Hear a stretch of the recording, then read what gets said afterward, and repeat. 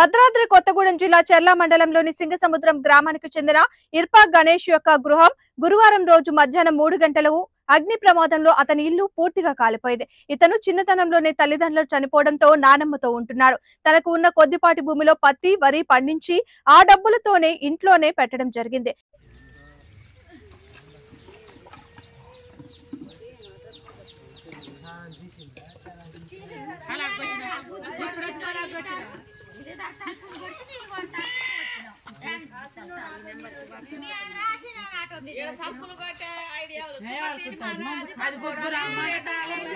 ఇంకా తలుపు కొడతాను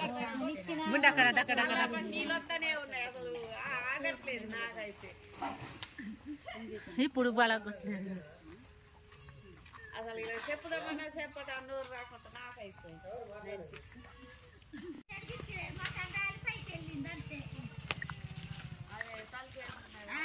బయటికి